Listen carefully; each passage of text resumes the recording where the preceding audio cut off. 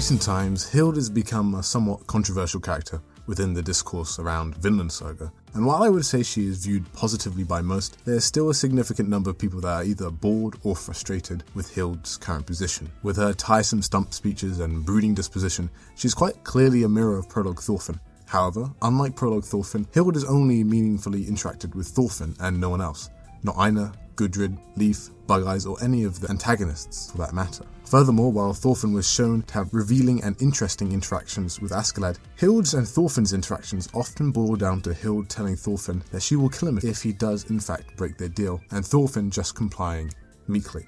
All of this together can make Hild feel like a watered down version of something we have already seen. Sure, her introduction was badass, and on paper she is a very interesting character thematically, but Hild's lack of variety in her implementation makes her feel often like an empty character, one devoid of personality, more like a broken radio instead of an actual human being.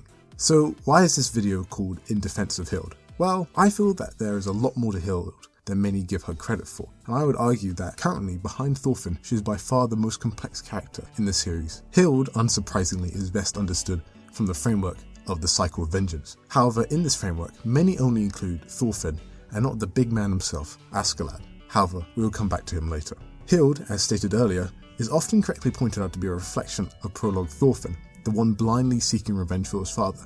She is a physical representation of Thorfinn's past coming to haunt him, a looming presence that is hiding in the shadows, watching closely. She is his judgment, a reminder of the destruction he caused and the sins he committed.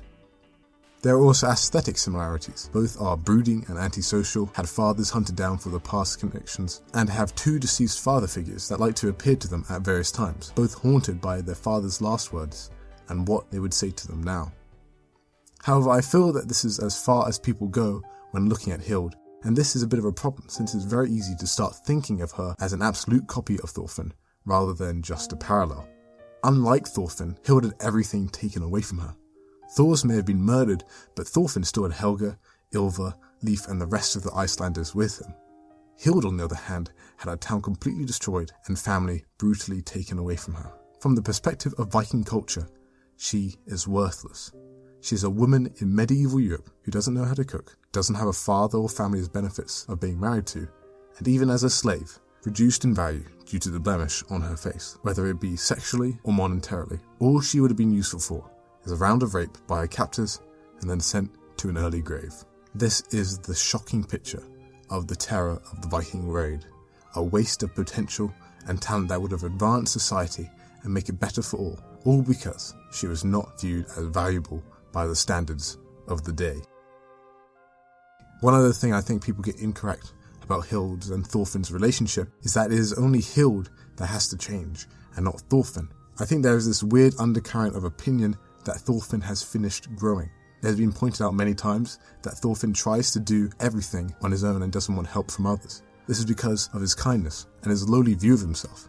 He takes full responsibility for his actions even if others, namely Gudrid, want to help him with it. And it is because of his acceptance of this burden that he doesn't feel like he's allowed to challenge Hild on her position. But this is an issue. Thorfinn was only able to overcome his revenge and hatred because Askeladd died.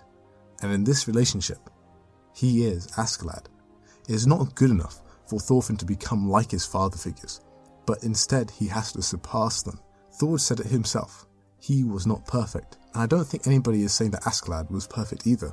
Just as Kali is a method of showing how Thorfinn can surpass Thors by bringing up a child as a true warrior outside of the cycle of vengeance, Hild is a method for showing how Thorfinn can succeed Askeladd by pulling them out of the cycle of vengeance altogether. Do not just use their skills and talents for your own benefit, but to also see them flourish and not be stagnant. Hild is Thorfinn's final obstacle in his character development. He still has nightmares and visions of those who he has killed. He cannot just rely on teaching by example or appealing to a neutral party's intelligence through smart conversation to convince them of his goodness and worth. But instead, a personal and thoughtful approach is needed when dealing with the massive emotional weight and scarring history between the two of them. Thorfinn has already convinced Hild of his worldview once before. It is up to him to do it again. This is not to say that Hild hasn't changed. Of course she has. Yukimura has just been subtle about it. Ironically, despite being the epitome of defying social conventions herself, Hild's outward view on life is an unorthodox worldview for the time. This comes from the scarring words of Thorfinn, who tells her the world is nothing but the hunt, a world of predator and prey. And from this worldview, Hild constantly tries to assert that Thorfinn is a beast and needs to be put down so that he is no longer a danger to society, or at least that is what she says. Hild needs Thorfinn to be the beast that she always thought him to be. That's how she can justify killing him. But Thorfinn rejects this beast label at every step of the way, and it's only gone worse as times have gone on. She has seen the human in him, and even when she is goading him into believing that he is a beast, he rejects it and says that he wants nothing to do with it and to be the exact opposite.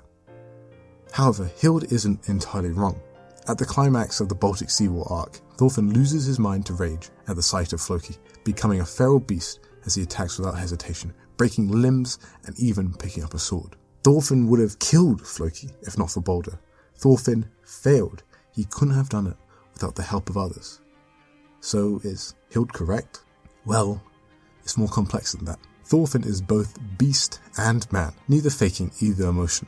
It is nuanced, something that both prologue Thorfinn and Hild struggle with. However, I think Hild has begun to understand it, and this is a problem for Hild.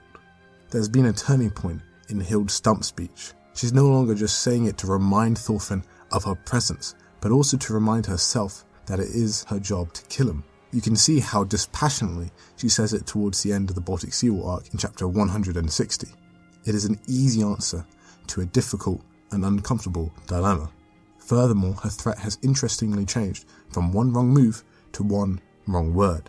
It is subtle, but her criteria is getting more strict as she's trying to find more things to be angry at Thorfinn about.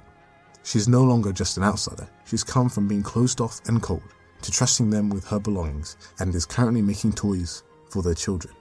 Now able to chuckle just like she did before she confirmed Thorfinn's identity. This is symbolically shown by her return to crafting, a sign no longer focusing just on the hunt, but instead making things for fun again, because she enjoys it. Her world is no longer tied to just Thorfinn. Hild's progression is slow, but it's happening. You can't rush forgiveness. After the recent time skip, the panels of Hild have been contrasted with the rest of the crew. They are happy and making progress, but Hild looks lost and dead inside. She can't even let herself participate in a happy wedding festival. All she can do is look from afar, wondering why Thorfinn could be having such a fun time. Hild is trying so very hard to stay angry and distant, but it's getting harder and harder for her. And this is what it is all about. Anger. Hild does have an issue with vengeance, but the root cause is her anger. What can she do with this anger and this hurt? It may be dying down, but it's still there and it's painful. How can she accept her father's killer? Now, this is the time where I get to link in Askeladd. There are many ways to describe this character, but if I was given just one way, I would say he's defined by self-hatred. Askeladd hated himself because he succumbed to the way of the Viking. One of the saddest scenes of Askeladd is when he picks up Bjorn's dead body and says he's nothing but a Viking. The greatest tragedy of Askeladd is the fact he was a slave to the idea of Artorias, waiting for him to come. But when a warrior from the west rolls in and Askeladd is face to face with him, he slays him.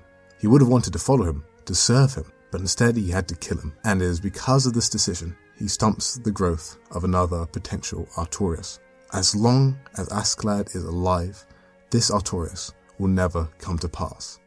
Until Askeladd tries to make an Artorias of his own, and he succeeds. However, it is too little, too late. See, Artorias is not just a singular person. Artorias can be anyone, a saviour from the west, said to come and save those from Vikings. And it is in Askeladd's final moments he becomes Artorias, no longer self-serving, but instead for his people and for a better world.